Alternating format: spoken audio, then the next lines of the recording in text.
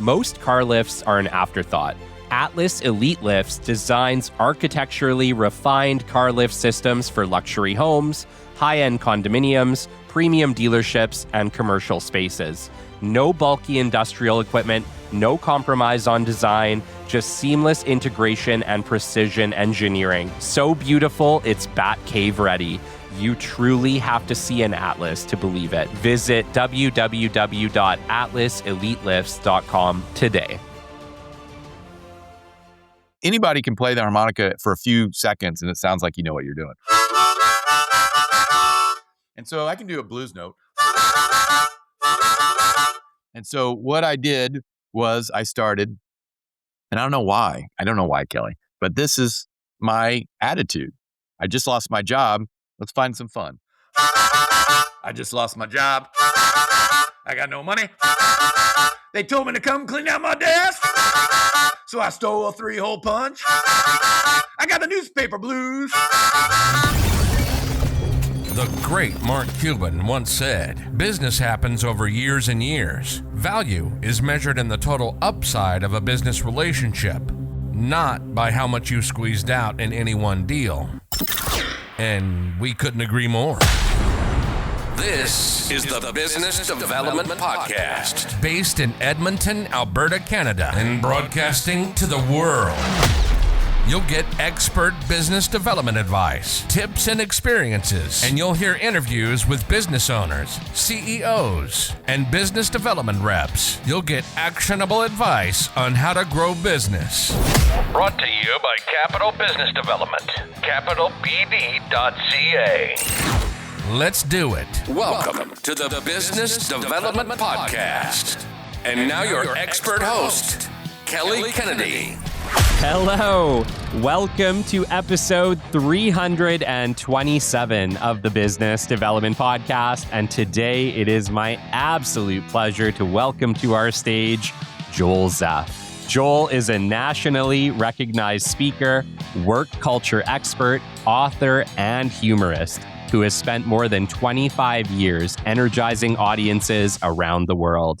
Known for his spontaneous humor and unforgettable stage presence, Joel blends improvisational comedy with powerful insights on leadership, collaboration, communication, innovation, and navigating change. He has shared his message at more than 2,500 events. Yes, 2,500 events, helping organizations build stronger teams, create culture of support, and bring more passion and engagement into the workplace. He is also the author of Make the Right Choice, Lead with Passion, Elevate Your Team, and Unleash the Fun at Work, a book constantly recognized as one of Amazon's top work and life balance titles. At the heart of Joel's work is his signature philosophy, the ta-da moment. It is the simple but powerful act of celebrating progress, recognizing the small wins, and supporting the people around you as they succeed through humor, storytelling, and real-world insight. Joel reminds leaders and teams that success is not just about results, it's about energy, trust, collaboration, and showing up ready to support one another. Because when people feel supported, appreciated, and empowered, incredible things happen. Ta-da. Wow. Joel, it's an honor and a privilege to have you on my stage today. Thank you for coming. I just want to know that there were 326 people before me. It took 326 people to get to you. I'm like, well, there can't be anybody else. Well, we'll add it to one of your 2,500 plus performances. I feel like I'm the last person picked for kickball. I'm like 326 people were chosen for your kickball team before you got to me. You could really look at it as like a level up. When I started this thing, I just wasn't ready to talk to Joel Zeff, and now we are. I've elevated to a level where I can talk to someone such as yourself. Perspective. Yeah, that first 100. I don't even be near that first 100. Yeah, and then you'll feel bad when we get to 500. You'll be like, oh, yeah, wish we were 500. I'm like, wow, you're really at the bottom now. You thought 327. Well, I'm- before we kick this off, I have to give a big shout out to Wayne Lee for making this connection. Obviously met with Wayne Lee, the world famous hypnotist from Yeah. Edmonton here. I love him, such an incredible individual. And after interviewing him, he's like, I know someone that you got to know. Perhaps he's hypnotized both of us. to make Perhaps, this right? happen. Like, who knows? We might. Who knows? We Right? could both be. Every time I talk to Wayne, I feel like he may be hypnotizing me. How would I know? I wouldn't. Those dangerous handshakes and snaps. You're done. I don't know. For some reason, I send him like $1,000 every month. I don't know why. Because you love him that much. Yeah. I'm like, I don't remember why I'm doing this. I think, he's hypnotizing.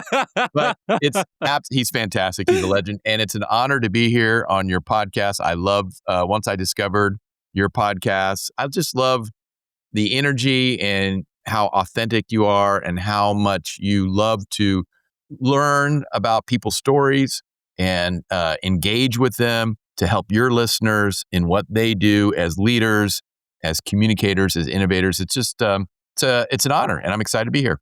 The honor is mine. The further I go down this path, the more I realize how much I don't know. Yeah. I don't know anything. There's nothing like interviewing hundreds of experts to realize that you have a lot left to learn. Well, at least 326 of them.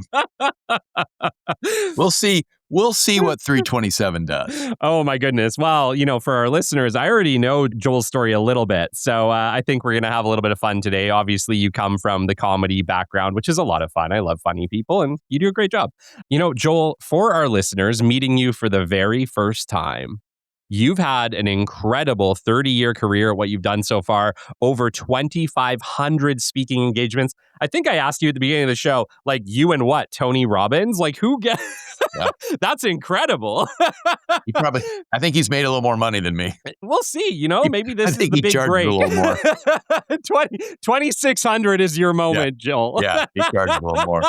I've been very lucky, and I never planned on being a speaker. I didn't even know speakers existed. I didn't even know that people had conferences and they hired people. And it was I was working at a PR agency. I started as a journalist. I was a newspaper reporter. That's my degree, and I loved it. And we could talk about the day I lost my job at a newspaper, which is a fun story. And I started working at a PR agency and then an ad agency.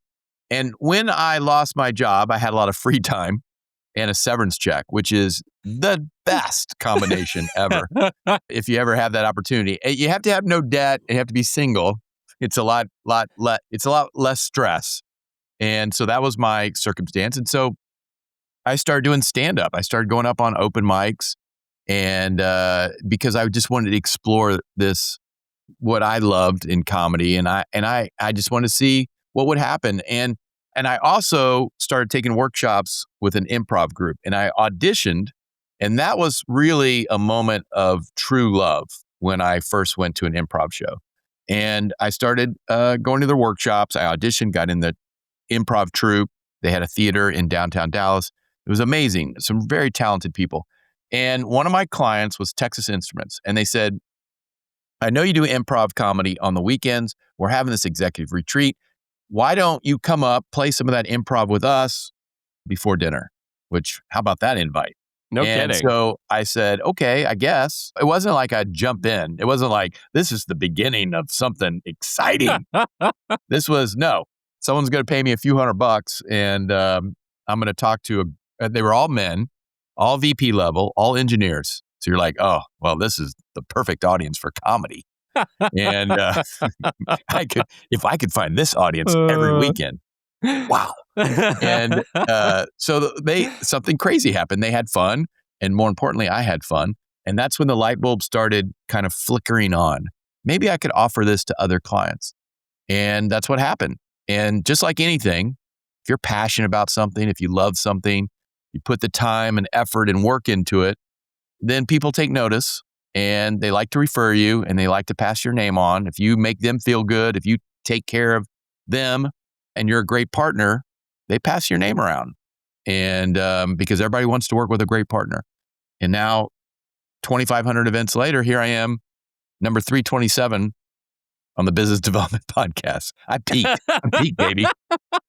Kelly, I peaked. Wow. Okay. Congratulations. Thank you. Thank you. And it's, you don't know when that door opens that's going to create something that you're going to love to do, and it's going to be rewarding and fulfilling. You're going to meet all these amazing companies, and you get to travel and meet all these amazing people, and it's incredibly rewarding. And I always say it chose me because I didn't ever sit down and say, I want to be a speaker. Now, people today do. They're like, they're like influencers. They pop up constantly. And, I never said, this is my career, this is my path, this is what I want to do. And it chose me, and I'm glad it did because I love it. It's very fulfilling, and it's energizing and inspiring, and it's great. All I'm doing is sharing what improv taught me, and because I love improv, and what I've learned watching thousands of managers and entry level and executives and every industry, people from every industry play these improv games, and what choices they've made. You kind of, when everybody makes the same choice, you kind of notice these things. And that's what I'm sharing with my audiences. And it's very powerful because we're laughing, we're having fun, but we're also talking about really important messages about embracing change, being more present, helping the people around us be successful, creating opportunity, being accountable, being adaptable. And so these are really powerful messages that help us be better leaders, better teammates, better communicators, better innovators. Okay. That's amazing. And I want to better understand the bridge. Okay. So you obviously did a workshop basically with some executives on improv. Right. And then you turned that into a incredible career in workplace culture and leadership. How does that happen? Bring me into that, because I know my listeners are like, how do I do that? That's amazing. Yeah. I'm very lucky.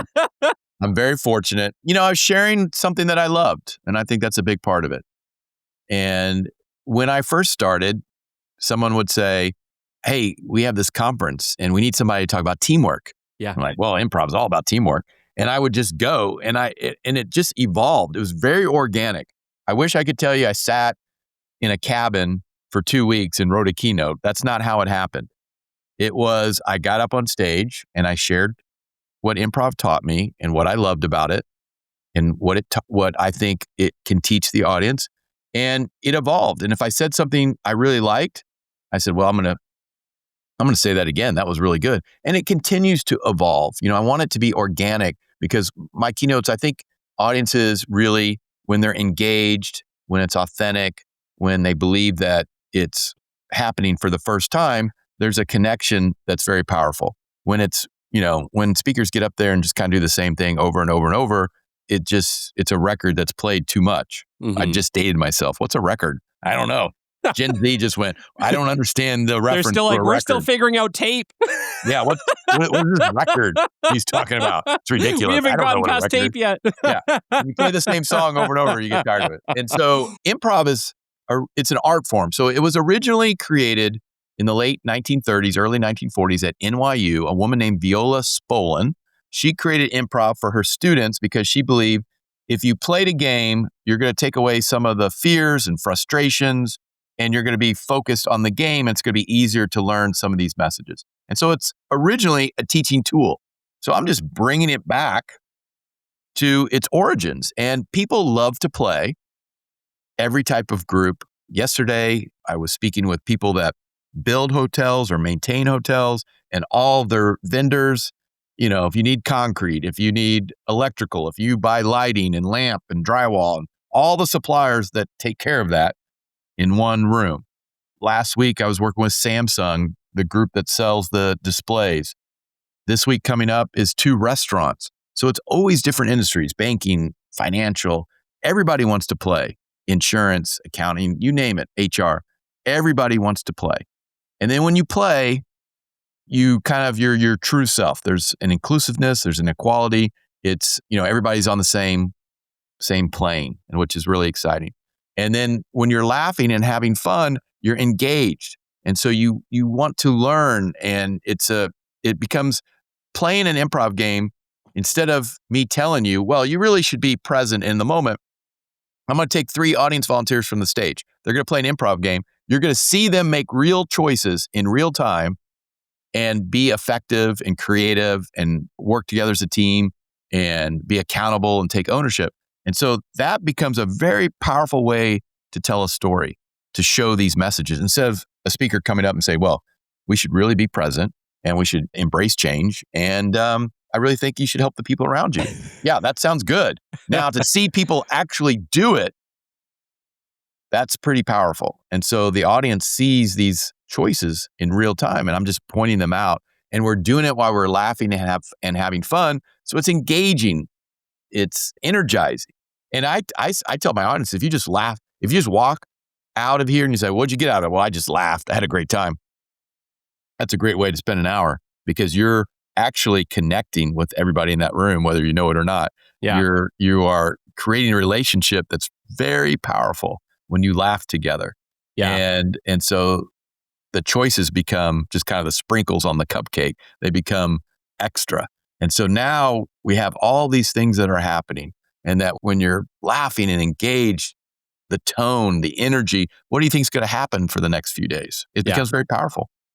It's funny that you touched on laughter because when I interviewed Wayne, and actually he came and did an event for us inside Catalyst Club as well, he was talking about how laughter is one of the quickest ways to reduce the mental block and get straight to your subconscious.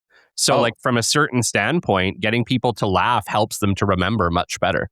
Yeah, because when you're laughing and having fun, and so that audience volunteer that's on stage, you could be a friend, could be a colleague, could be a peer, could be someone you never met, but happens to be in the same audience. So that's a group, that's a community. And so you want to find out, okay, how were they successful? I'm engaged. I want them to be successful. So now I'm not looking at my phone. I'm engaged what's happening on stage. Yeah. I want to see what happens. That person was sitting next to me. I saw that person at lunch. I want to see what happens. And now now that person's dancing around like a ballerina or imitating a bear or doing the emotion of anger and all from different improv games. And so we're laughing and we're having fun. And now what happens, the audience what does laughter do? It reduces our stress. Yeah. Takes away frustrations and negativity. And the tone becomes much more positive. And so I'm now more open to the message. And because there was a memory of laughter, I'm probably going to retain the message because when you laugh, it creates a really strong memory. And so that's really what I do. And I think that's why clients bring me back year after year and why I've been so successful over the course of my career. And I'm very thankful for it. But people need to laugh. They need to have joy. And that's you mentioned ta-da in your introduction. That's what it's all about. I'm not asking people to go back to work and do a stand-up routine in the lunchroom. But you wouldn't be against it either. Wouldn't be against it, but that's not what I'm asking you to do. What I do want you to do is celebrate these moments. Yeah. Because celebration and laughter, they're in the same family. Oh my gosh. And it's like, I'm just going to pause you there and just say, like, as business owners, we are really bad at celebrating things. Kelly, every type of industry, and we have to celebrate. And when I tell a story about the ta-da, and a magician at the end and or maybe a hypnotist, ta-da, we did it. It's a flourish. Look what we did. Look what we accomplished. And when our kids were younger, everything was a ta-da. Everybody does that too, right? Your kids eat a sandwich. You're like, ta-da, you did it. Yeah. They throw a ball, they hold their spoon. You're like, ta-da. They go to the bathroom for the first time. A lot of ta-das. Yes. Right? Yes. Whatever. You might not say ta-da. You might say something else, but you celebrate it's a celebration. Everything in their life when they're young. And then they get older. We don't celebrate everything. We still celebrate a lot. We don't celebrate everything. Then we become adults. We go into the workforce and our careers. And maybe once a year, we get together and you're lucky. You give out some pointy glass awards. And not everybody gets one. Yeah. And so where does that celebration come from? If we're not celebrating these successes, because that's what fuels our passion and our joy and our fulfillment. And if we don't, then our tank is empty. And then, oh my gosh, I want to pause you there because I actually just thought of something that I've never thought about in this entire show. Yeah. So Joel, this is you. Okay. You're talking about celebration, but what you basically said was we are celebrated by other people our entire life. And then at some point, the onus to celebrate comes off other people and comes to us. And that's where the challenge is. We don't know how. I got a little goosebump there. I've never thought about it that way until the way that you just framed it right now. You're celebrated a little less, a little less, a little less. But the key word there is somebody is celebrating you, not you celebrating yourself. And you have to, because if you don't celebrate, where does that fuel come from? Yeah. And, to be passionate. And I hope you're passionate. And, no job on the job application is there a line that says you must be passionate about this job. I want you to be passionate. That'd be great. But I can't demand it. And it's up to you to have that passion. It's up to the people around you to create the foundation for that passion to exist. And what I talk about is it starts with opportunity, starts with ownership. When I bring audience volunteers to the stage, I'm creating that opportunity for you to be successful, but I'm giving you ownership. I want you to be accountable, because when you have ownership, when it's your game, what happens? You care. You have ownership. What am I going to care about if I don't have ownership? So once you start caring about something, then the next step is passion. But we have to have the foundation for that to exist. So as leaders, we have to create that for the people around us. And then for us, we have to demand it, and we have to give it to ourselves. First, ownership and opportunity. So important. Second, positive support. And when you put those two things together, that positive support, that's the celebration aspect of it. When audiences laugh and applaud my audience volunteers on stage, they do more, right? They immediately do more because their confidence is building, and they take more risks. They produce more. And then what happens? More positive support, more laughter. And that ta-da moment, it's up to us to celebrate. It's up to us. We just go through the day and think, well, this is part of our day. This is what we're supposed to do. Kelly, 327 podcasts. That's a huge accomplishment. Every podcast is a huge accomplishment because it's a lot of work. And I hope you celebrate and think to yourself, man, awesome. I'm proud of myself. Look what I did. Look what I'm setting out to the world. Maybe one person, two people, who knows? If just one person listens and it helps them be a better leader, that's a huge, huge win. We just think this is our day and this is what we're supposed to do. And why should we celebrate? But it should be that celebration because it fuels that passion for what we want to do next. And it's important that we don't wait for someone once a year to maybe give us a pointy glass award. It's important that we celebrate every single day. When we were kids, we celebrated everything. And what happened? Every time we celebrated, we built our confidence. Yeah. We tried different things. We tried new things. We weren't afraid to fail, not afraid to make a mistake, not afraid to look foolish.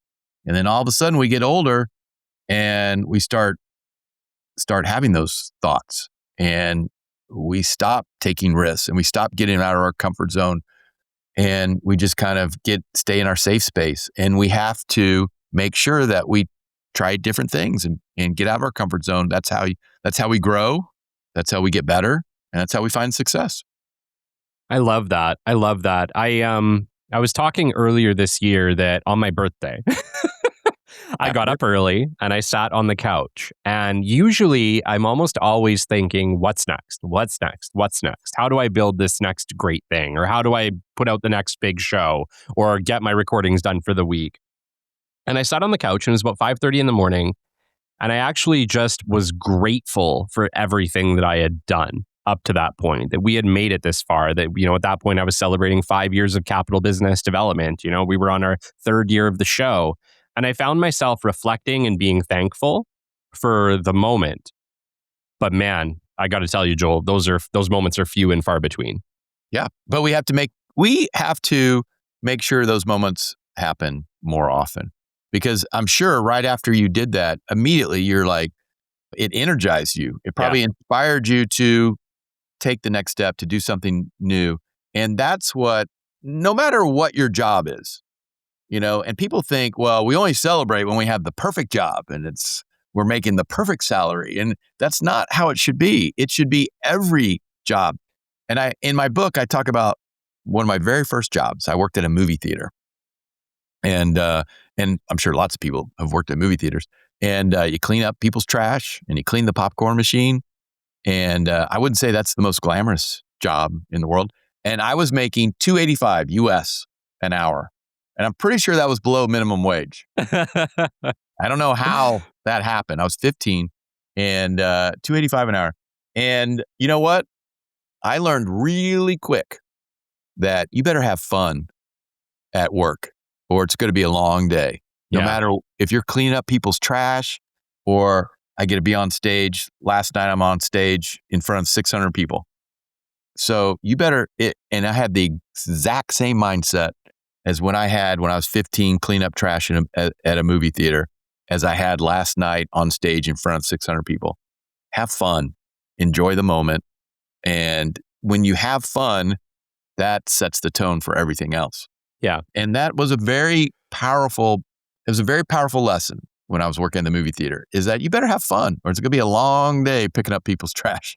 And to this day, if I go to a movie theater, if I go to a ball game, my trash goes out with me. I don't leave it under my chair because I've cleaned up trash. It's so funny. If I look back, for me, that's serving, right? I served and bartended all through college. And I always leave big tips. It's never stopped. It's never left you. And once you've done a job like that in a service-based role, you never forget it. I think everybody should do a service-based role in their life at some point. Everybody should pick up trash. Yeah. Everything would be a lot cleaner if everybody had a job at some point where they were picking up other people's trash. Yes. Yeah? Absolutely.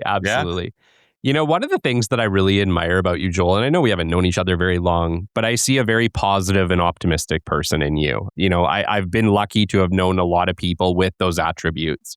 But, you talked about having fun at work and recognizing that is an absolutely critical piece of being successful. How have you managed to keep your optimism and your energy and in a way that you could have fun as often as possible? You have to protect it and fight for it. And I've been in plenty of situations where everything's going against the fun. Yeah. And you've got to protect it. And look, in the last week, I had 2 events and, I'm flying around the country. I'm stuck in Philadelphia. I have flights canceled at midnight. I'm at a hotel downtown having problems with the voucher from the airlines. I have a nice 2.5 hour nap before I have to get up at 3:30 to get to the airport for a 6 a.m. flight. Oof. And so you better figure out fun. Yeah. And I ran it. There was another person on my flight, never met the person. And we connected and, just having something to share, sharing an Uber and talking about this and that and finding the flight. Because now he's in the same boat that I'm in. And now we're sharing and we're laughing about it. And it takes away some of the stress. And I think you just have to have that philosophy. And you have to not be afraid to reach out and not be afraid to share and get out of your comfort zone.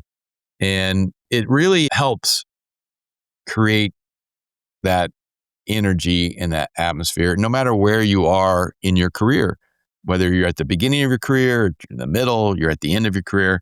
And I think fun is such an important part, like you said, of your job. And you should have joy. And even if it's the job, this is your first job, or it's a job that you're still trying to get to where you want to go. Yeah. And it's okay. Sometimes it takes a long time to get to your dream job or what you really, really want to do. But every stop along the way, you're going to learn. Every stop along the way, you're going to get better, I hope. And every moment might not be fun, but you've got to create that environment where fun should be a guiding light. Yeah. It should be something that you aspire to every day and bring joy and be fulfilled and do the best that you can. And I was just taught at an early age, that have fun, work hard, do your best. Yeah. And that was just kind of always been my philosophy, whether I'm picking up trash or, working at an ad agency, or when I was a newspaper reporter, apparently I just lost the ability to say reporter. That happens. You should have heard my intro that no one will hear all the edits. Newspaper reporter. And, when I was a first newspaper reporter, I wrote about death and murder and terrible things. But I still believe that you have to enjoy what you do and find those moments. And it can be difficult. I'm not saying it's the easiest thing in the world, but it has to be a philosophy. It has to be a tone. And I think it serves you well when you find that little guiding light that helps you in wherever you're going in your career. And I could tell you, there's plenty of stories. This might be a good time to tell the harmonica story. Let's do it. I love that story. And every listener, I'm sure, everybody has lost their job at some point. Everybody's been laid off. Everybody, I hope. I don't hope. I hope you've never been laid off. I hope you understand the pain. Just like I was. I don't hope. But anyway, I hope you don't get laid off. But sometime in your career, you work long enough, you're going to get laid off. Yes. And I was laid off. I had moved to Dallas. I'd moved to Dallas, and 6 months later, they called and said, "Come clean out your desk. The newspaper is closed. Tomorrow's the last paper. You've lost your job." So I just moved there 6 months ago across the country. I've got a 1-bedroom apartment. I got a couch and a bed, and that's about it. And it's not like I'm rolling in it. And so I lost my job. And I walked, and actually that phone call, it felt like a weight had been lifted because it was a tough situation, tough job. And as I told you when I told the story before, I knew I was on the Titanic. Okay? The people on the Titanic did not know they were going to hit an iceberg. They thought they were on a luxury liner. It's going to be amazing. The food's going to be incredible, except for where Leo was. But Leo got out and then, met the rich lady. No. I had such a brain fart there. It took me a second to realize we were actually talking about the Titanic. Yeah, we're talking about the Titanic. That's a true story. True story. True story. The Leo part is a true story too. Leo DiCaprio, for those not understanding my reference. He was in third class, but he met a first class and they fell in love. And then he gave her his door and drowned. Yes. I'm one of the ones that I feel like there's enough space for both of them. I feel like there definitely was. They could have switched out. So well, I feel like they could have snuggled. They could have been. Anyway, you just can't go back and do it again. The point is, I knew at this job, I was on the Titanic, we were going to hit an iceberg. And so we hit an iceberg and they called and said, "The paper's closed, come clean out your desk." And so I walked out of my apartment and I grabbed this magic harmonica. Quick pause here, and thank you for tuning in and supporting the show. I want to recognize Hyperfab, a Canadian precision fabrication company built by the team behind Hypervac Technologies, supporting projects in both Canada and the United States. They focus on high-quality sheet metal, fast turnaround, and solving complex fabrication challenges when it matters most. Hyperfab is proud to be our title sponsor for 2026. Thanks for listening. Let's get back to the show. And I called my magic harmonica because it taught me a lot. And I bought it at a college lecture. I don't remember where I bought it or why, but I had extra money in my pocket and oh man, I should buy a harmonica. And so I didn't walk out of my apartment often with my harmonica because I don't really play the harmonica. I don't have any music ability. I'm tone deaf. But for some reason, when you call me to say you're unemployed now, come clean out your desk, boom, I grabbed the magic harmonica, went down to the newspaper, surveyed the situation, and people are just taking things, and people are angry and upset and confused and sad. And I found myself on the back loading dock where the media had gathered, radio stations, TV stations, newspapers, because covering a major newspaper closing, that was a big story. And so I took out my magic harmonica, and this is what I did. And this is a true story. Let's see. Pretty good. Sounds pretty good today. Sounds pretty good. That's the part. Magic harmonica, anybody can play the harmonica for a few seconds and it sounds like you know what you're doing. And so I can do a blues note. And so what I did was I started, and I don't know why, Kelly, but this is my attitude. I just lost my job. Let's find some fun. I just lost my job. I got no money. They told me to come clean out my desk. So I stole a 3-hole punch. I got the newspaper blues. Cause I just lost my job today. Going on unemployment. I got no money. I got no job. I got the newspaper blues. And so I did that. That's pretty good rendition right there. It was very good. And I don't even know those. I don't know if those were the exact words, but it was around that. And so what happened was the media just immediately they would because that was something different. Yeah. They were, what? This guy is playing the harmonica and he's not angry and yelling and why he lost his job or crying, or I'm having fun. And what does fun attract? Everything. Everyone. And so they're attracted by it. And what that moment taught me, and it's chapter 2 in my book, and it's my favorite chapter, my absolute favorite chapter. And I tell the story because this moment taught me quite a bit about fun at work, about being confident. So what did this do? It said, 1, be confident, right? 2, reduce stress. That moment, I just lost my job. I'm like, what am I going to do? Where am I going to get another job? I'm going to probably have to move to another city. It's, I'm going to go unemployment. This is, how am I going to pay my bills? A lot of stress. I could focus on that. But the harmonica took away some of that stress. And that was a huge learning moment, that fun, that magic harmonica reduced the stress of losing your job. So that absolutely helps you. And it gave me confidence. I didn't lose my skills. I didn't lose my abilities. I just lost my job. I still have my skills. So I'm confident. I'm reducing stress. I'm being who I am. And that's a confidence builder. Yeah. That is me. And when you realize who you are and you put it out there, you'd be surprised what happens. And, I talked about I went through in under reflection, all the things that the magic harmonica taught me in that moment. And it really was a special moment because that could have been a very stressful situation. And what happened was it became something very powerful because I took charge and I made the choice and put myself out there. And that helped me reduce stress and helped me set the tone for what I'm going to do next and gave me confidence. And that was really, really important. And so I always tell people, find your magic harmonica.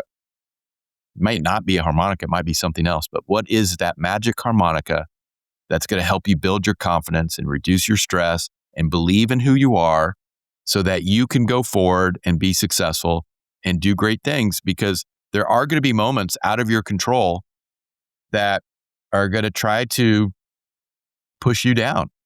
And you have to have sometimes a magic harmonica to be able to stand up and be confident and believe in yourself and realize, yes, this door closed, but there's going to be another opportunity, another door. If you stay positive, if you create opportunity, if you're supportive, if you believe in yourself, someone's going to want you. And so it's important to have and realize and connect with that moment. And so this magic harmonica was what did it for me. Now, I love this story. People couldn't see this because this is an audio show, but I was smiling so hard my face hurt. And it's rare that I get that, Joel, so I appreciate that greatly. Yeah. Talk to me about what happened next, because obviously there's a lot of people here who have found themselves in very hard situations. They've lost their job, their business closed, a deal went south, and those can be really hard moments. What happened after you lost your job at the newspaper? Obviously, you did this. You ended up on the front page of a newspaper for a closing newspaper? Another newspaper put a huge photo of me playing the harmonica. I sent you the photo. Yes. And the local TV station, 2 local TV stations, kicked off their broadcasts of 150-year-old paper. I don't know what the 100-something-year-old paper closing. And this kid, because I was in my early 20s, but that kid's having fun. Yeah. And what fun. People notice fun. People want to be around fun. Yeah. People want to be connected to fun. And so why did they start the broadcast? 2 stations, I think it was the NBC and ABC, started their local news broadcast with me playing the harmonica. Yeah. Because they connected with it. It was fun. And that's been my guiding light my whole career, is to find the fun and to inspire others to find the fun and believe in themselves. And your fun might be different than my fun. And it's not always about laughter. Fun is not necessarily comedy. Fun is mentoring someone. That's making the big sale, overcoming a challenge, reaching your goals. Why can't all that be fun? Doesn't have to, it's not about it's not always about juggling fun and comedy and free pizza. All those things are great, but let's not get confused. Sometimes people get confused and think fun is just one thing. Your fun is different than my fun. Yeah. Kelly, your fun is creating this podcast. That's not, that seems like a lot of work to me, Kelly. That would be fun for me. It gets easier all the time. But for you, this is your fun. Yes. Right? And just like I get on stage and play improv games, that's my fun. And people always come up to me and go, I could never get on stage. I don't like getting in front of people. Okay, that's not your fun. What is your fun? And let's go that direction. Yeah. Figure out what your fun is. Yeah. And that's really important. And what really was special, what happened after the harmonica. And I didn't get another full-time job. I think it's 6 months it took me 6 months to get a full-time job. So I freelance, but what I did during that time, which was so crucial, is that I really leaned into the fun. What was fun for me? And I started doing stand-up comedy at open mic nights. I started doing workshops with an improv troupe and auditioned and joined the troupe. That was all my fun. I'm not getting maybe a few dollars here, a few dollars there, not any money, but I'm following my fun. I'm following what I love to do. And what did that do? It created a career. Yes. All because, and at that time, no idea that was going to lead to, if someone gave me a free plate of nachos and a beer for doing comedy, I was like, wow, I'm rich. And it's just something I love to do. And that free time, finding my fun, doing improv, doing stand-up, getting in the comedy troupe, and then somebody asking me to go speak at Texas Instruments and saying, with that executive retreat, the story that I told, and then somebody else and passing my name around, and then 2,500 events later, here I am, all because I searched out and went on a discovery trip for fun. Wow. Yeah, that is such an inspirational story, Joel. One of the things that I do want to get into with you is the 2,500 different speaking events, because I know we do have a lot of speakers. I've spoken with a lot of speakers. We've had a lot on the show, none with 2,500 events. I can tell you that right now. But I know that speaking is such a fear for so many people. Getting up on stage, putting themselves out there, it can be really, really hard. And I'd love to maybe chat with someone like you who's so seasoned at it, really, might be the best person we've ever had on this show to speak to those people. What advice would you give to young people or people that maybe are an expert at something, but they've never made the jump into public speaking? It's been on their mind, but it's pretty scary. Or even, executives that listen to your show that have an opportunity, they got to get in front of 8 people and do a presentation, or they got to speak in front of the whole sales team. And they're like, man, public speaking is so scary. Even though you're not a professional, a lot of people still have opportunities to speak. And people say that same thing to me all the time, Kelly. And what I tell them is, you don't necessarily have a fear of public speaking. What you have a fear of is making a mistake. That's what you have a fear of. You fear that you're going to get up and make a mistake, forget to say something. look, we just talked about me speaking at 2,500 events and I messed up the word reporter. And I hope you keep that in. Oh, I mess up words all the time. Oh, so do I. All the time. Put a microphone on me. I promise I'm going to mess up. I got told once that it was my first time being human, so that's the excuse I use. That's not bad. Guess what? You're going to mess up. Yeah. You're going to fumble a word. You're going to forget to say something. And you have to embrace it. You know, I was playing a game last night with an event with a group, and it's a guessing game. Okay. It's kind of like the game Telephone when we were kids, but it's improv and just at a heightened level. And so the most important rule is you can't guess during the game, because I'm going to say it to one person, that person's going to do it to the next person, and then we're going to see if the third person can get it right. So I'm with this guy. It's one of the greatest moments of my career. And you got it? We're not going to guess. Got it. And so the person he was working with, Amelia, you got it? Yeah, got it. 2 seconds later, ballerina! He's guessing. The audience is on the floor. And I go, hey, his name was Tim. I go, Tim. I go, hey, you're doing great. No, remember, we don't guess. Okay, I got it. Rodeo! Like 2 seconds. And I like 4 or 5 times, I go, don't guess. Okay, I got it. Texas! Immediately. Horse riding. He couldn't stop himself. Yeah. Right?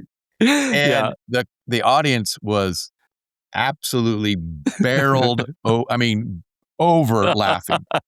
You would see people that they couldn't catch their breath. They were laughing so hard. Yeah. I was laughing. And you're thinking, people after the show thought it was a setup. They thought it was a whole plan. Yeah. And the game was completely is a different game than what I usually play. And then I talked about, you know what happened there? Did I embrace that? I could have easily gotten frustrated or stressed, because a lot of people do. Yeah.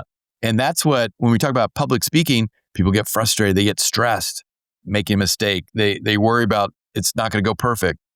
If you embrace that change, and I just embraced what he was doing and went with it. It was something else. It wasn't necessarily what we were planning for, but we embraced it and we met our objectives, and the audience was enjoying it and laughing. And we learned a lot about embracing change and being open and being flexible, and take those messages to public speaking, that you are going to make a mistake. You might fumble a word. You might forget to say something. And in reality, the only person that cares about either one of those things is you. The audience doesn't even know that you forgot something. And a lot of people don't even notice that you fumbled a word. Yeah. So be confident. Don't be afraid to make mistakes. Embrace change. That would be my three lessons or 3 things to think about. And I think that would help anybody who gets in front of people to speak. That's amazing. You have been speaking publicly since before the year 2000. Yeah. Thanks. You look incredible. I mean that in the best way. I was early. I was in my 20s. Well, yeah, that's what I wanted to ask you, is how has speaking changed since 1997? It's changed quite a bit. First, I don't know, you remember VHS tapes? I do. Yeah, I remember I had Jurassic Park, the VHS. So first of all, to record your presentation, edit the presentation, duplicate it on VHS, and then mail it. That was a lot of effort and money and time. Wow. And now, like I spoke Thursday last week, boom, here's a Google link with the recording. Yeah. And if I could put it in an app and edit shorts out of it if I wanted to. And so that's what the technology of that and the speed of things has changed. The audiences, I think, have changed. I think the audiences, as the younger generations enter the workforce, they're not going to sit there and listen to somebody babble for hours. They want engagement. They want entertainment. They want to be part of it. And that's why I think I'm positioned really well, is that improv is so universal. Yes. For whether it's an international group, an age, different generations in the audience, different levels of employment, whether it's the CEO or entry level, different jobs. And so people want to laugh and people want to play. And I think the audiences, and if they don't like something, boom, pick up their phone. I don't have to listen to you. Boom, I'm going to pick up. So you better be good. And because they can just get on their phone. Yeah. They're not stuck. I can sit here and do whatever, play a game on my phone or look through videos. And so you have to give your best and connect with the audience and also be authentic, which is something that I truly believe in. I think if you're authentic and the audience reads that, I always said, an audience is like a 5-year-old child. And it's just a big group of 5-year-olds. It's like a kindergarten class. So every audience is a kindergarten class. And they know if you don't know what you're talking about. They know they can sense fear.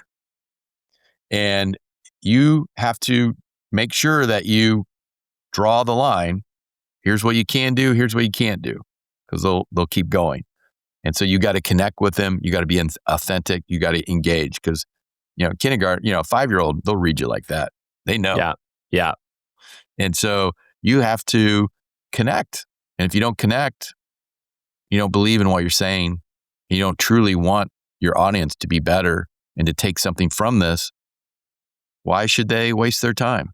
And so I truly love being on stage, and it's fulfilling and it's rewarding and it's absolutely I love it. It's amazing to create that laughter. And as my wife says, I just want to make people laugh and tell people what I think. And that's really the only thing I really want to do in life. And I'm very fortunate and lucky to have this opportunity. And, I love when people come up. Sometimes people come up and say, I'm dealing with whatever tough situation. And sometimes they can be very, very tough. And I've had people come up and say, I haven't laughed like that since my husband passed away, since I got diagnosed with cancer. I've heard all kinds of stories like this. And when people come up and say, that was the first time I've laughed in a long time. And, I get emotional. I can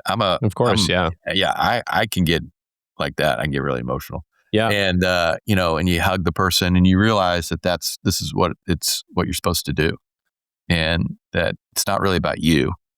It's about the audience and what you're giving to the audience and what go ahead.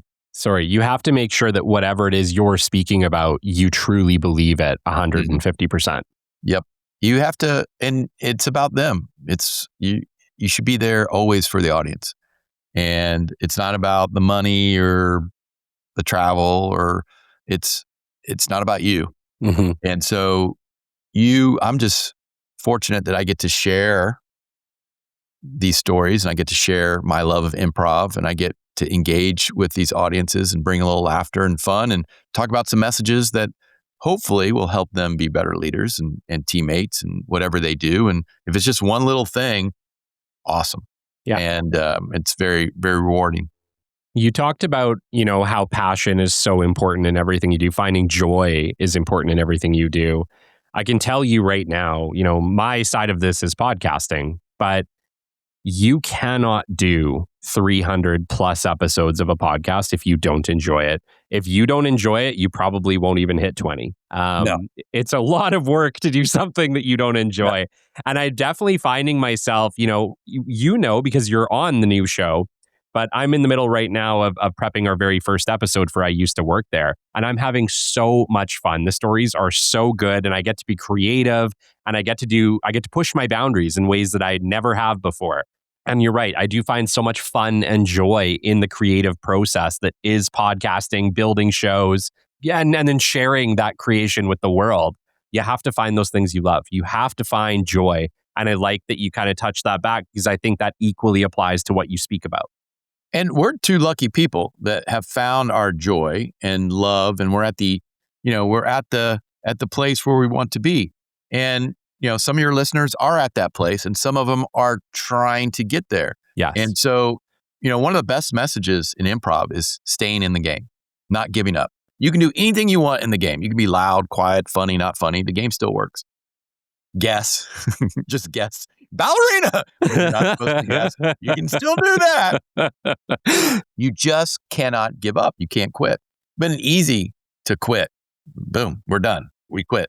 But to stay in the game is really important. And that's one of the best messages improv ever taught me, is that somebody might say something, it might go the wrong direction, it might not work. But if you stay in the game, you're going to find a way to be successful. And take that to whatever you do in work, as all your listeners are listening. What does staying in the game mean to you? It might mean you have to get out of your comfort zone. When you started that new podcast, that was way out of your comfort zone, something different, new idea, but it's invigorating, it's energizing, it's inspiring. You don't know all the answers. You're doing the first one. That's exciting. I always say a new project is always the most fun you can have, because you are being pushed in a way you've never been pushed before. And you'd be surprised what you can accomplish. And so staying in the game means you might have to get out of your comfort zone. You might have to try something new. You might have to find a mentor. You might have to work a little harder. You might have to do something different, come up with a new idea. But all of that will end up finding success. And that's what we're after. We're after that joy. We're after to be fulfilled and rewarded deep in our heart. And we are, if we don't give up and stay in the game. And how do we do that? We talked about several choices just in this podcast. Creating opportunity for each other, celebrating those ta-da moments. That's what I encourage everybody to do. Creating positive support, not just for yourself, but send that positive support out, right? Every day when you go home from work, think about all the people you had contact with and go through the list. And did I give the people that deserved it that appreciation? And if you didn't, say thank you, send an email, a text, see them in the hall. It's a gift. It's the best gift you can give anybody. Be open and flexible to change. Embrace change. Be present in the moment with people around you. All these are choices that are going to help you stay in the game. Yeah. And when you stay in the game, guaranteed success. If you quit, game over. It's game over. You're failed. Yeah. Yeah. And I always get asked, I get asked a lot, what is true failure? And the only thing that I can think of that's true failure is to truly give up on something and never do it again. Just truly quit. Because everything else is just a lesson until you make a choice to walk away. Is this the next step in finding success? When I talk to salespeople, I say, you have that really tough sale. You're trying to make it and they're not responding and they're not emailing you back and they keep saying no. You have two choices. Give up. You're not going to call on them anymore. You're done. So that's failure. We're not going to ever make that sale. If we stay in the game, keep connecting, do something different. Yeah. Make a different way to communicate what you can do. Success is out there. It might not be next month. It might not be even next year. I don't know, but success is still a possibility. Yeah. If you quit, the guarantee is that sale is never going to happen. It is guaranteed failure. Yeah. You stay in the game, but try something different. Find a new connection, a new way to meet, a new opportunity to explain the benefits. And so staying in the game is the best message improv ever taught me, the best message I ever said on stage, certainly the best message I ever taught my kids. I love that message. And I've found so many times where I've gotten a no, and then I just talked to one other person and it was like, oh, I was just talking to the wrong person. It's amazing. It's amazing how often a no can turn into a yes with a simple person change. Yeah. I had a no last week. They had a budget cut and they said, well, we're sorry, we can't do it. We don't have a budget. And I said, what if we do this? And I just became a little more flexible on fee because I'm thinking about the possibility. I know who's in the audience. I know the association. I know they have sister association. So I'm putting a bet on myself that if I do a great job, I'm going to get more work. Sure. So I turned a no into a yes, gave him some more discount. It's okay. And that no turned into a yes just by being a little flexible. And some speakers, have the ego. They're like, I'm not, if you can't afford me, then that's, and it's just, sometimes ego can get in the way of a lot of things. And you don't know what the possibilities are or what the opportunities are. And so you just have to give yourself a chance. And so that's what I, one, stayed in the game. Two, I was open and flexible. And I was present. I was in the moment. I was listening. I was connected. And that allowed me to turn a no into a yes. Amazing. Amazing. Well, I want to take that opportunity to lead into your keynotes. Talk to us a little bit about what you speak about and what your various talks are on. So as we've talked for the last hour, I use improv to talk about these important choices, the choices that make us great leaders, great teammates, great communicators, great innovators. So sometimes we just focus on leadership and teamwork. Sometimes it's on communication. Sometimes we talk about culture. It's all the same pie. We're just kind of slicing it a little bit differently and using improv as the tool to discover these choices, to have fun. That's just my visual storyboard. So my keynotes are about engagement and laughter and energy. And then through that fun, through that play, we talk about these messages: staying in the game, embracing change, creating opportunity, being accountable, helping the people around us be successful. And so that is what my keynotes are, and they create energy and they're fun. And I want to engage with audiences because that's what I think, that's what audiences today really want, is that engagement, that connection. Oh my gosh, we need it. We get bored too easy. Yeah, exactly right. I'm a millennial. You got me for 12 seconds. Yeah. Then if you're laughing, I got you for a little more. That's right. And you're laughing. And then when you're participating, you're engaged and you're part of it, then that becomes a totally different keynote. Absolutely. Absolutely. And Joel, bring us into your book as well. I did tell you I'm a Canadian. I love buying new books. So tell me all about Make the Right Choice. What is it? Where can people find it? Very easy. I don't know if you've heard of this Amazon. It's kind of I don't know what you're talking about. New website. I hope it worked out. Did that come out in the 90s or what? Yeah, I don't. Amazon, Barnes & Noble, wherever you buy your books, you can buy a book. Make online. the Right Choice, Joel Zeff. What are the key principles of Make the Right Choice? So make the right choice, lead with passion, elevate your team, unleash the fun at work. And the book is really, it goes with my keynote. It's all the messages in much greater detail with lots of ideas that I picked up along the way, not just ideas that I use, but ideas that some of my clients use to celebrate, to be effective in how they work together as a team, to embrace change. Lots of ideas that you can bring to your teams and your groups. And I wanted the book to be fun and engaging. I want people to smile. I hope they laugh, maybe even a giggle. We talk about some of the funny things that happen in the corporate world. There's a chapter about bad managers and all the different types of bad managers. There's a chapter, we talk about conference calls and sometimes, the scheduling and all the silly little things that happen in corporate life, and, how to embrace some of that, to find the fun, to find the joy, to celebrate and create these ta-da moments, because that creates passion, which creates better leaders and better teammates. Amazing. Amazing. Okay. And Joel, what is the best way for people to find you? If they do want to book you for a keynote, if they want to just follow what you're working on, what is the best way for them to do so? My website, which is just my name, joelzeff.com. And for all the listeners of the Business Development Podcast, if you go to the website, joelzeff.com, the little box shows up and you put your email in there and you mention the podcast, I will send you a free chapter on change. It's a PDF and it's got funny photos and it's a nice, you can copy it and give it to your whole team. So it's a free chapter on change. Mention the Business Development Podcast and, just go to the website, joelzeff.com. Social media, connect with me on LinkedIn. If you would like the chapter, you can connect with me on LinkedIn. And again, mention the podcast and I will send you the chapter via LinkedIn. Amazing. And obviously all the links will be in the show notes for the show, plus all of our posts. So it'll be very easy to find you, Joel. Such a great time with you. Thank you for coming on today. Kelly, it's absolute pleasure. You have the greatest laugh and it's just so much fun. You make it so easy for your guests. And that's why I was drawn to your podcast and was so excited that I had the opportunity, because you truly, you're authentic and you want to help your listeners, and we have great conversations. And when you have great conversations, great things happen. Yep. Magic happens. And with that, we'll end it with ta-da. Ta-da! Until next time, you've been listening to the Business Development Podcast, and we will catch you on the flip side. This has been the Business Development Podcast with Kelly Kennedy.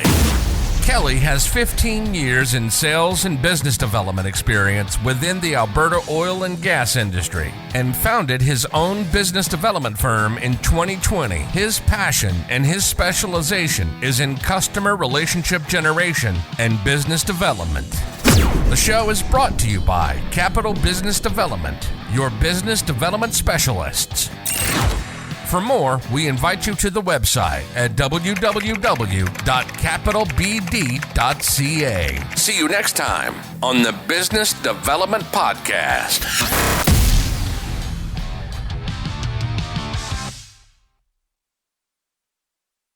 For industries like mining, forestry, construction, and energy, downtime isn't just frustrating, it's expensive. For more than 55 years, Thunder Bay Hydraulics has been trusted to repair and manufacture complex hydraulic cylinders that keep critical equipment running. With in-house engineering, precision manufacturing, and decades of real-world experience, they specialize in the kind of complex hydraulic work many shops simply can't handle. And while they're proudly based in Thunder Bay, Ontario, Thunder Bay Hydraulics works with companies across Canada to deliver reliable hydraulic solutions wherever they are needed. Their mission is simple: a relentless pursuit of zero downtime for the industries they serve. Learn more at www.thunderbayhydraulics.com.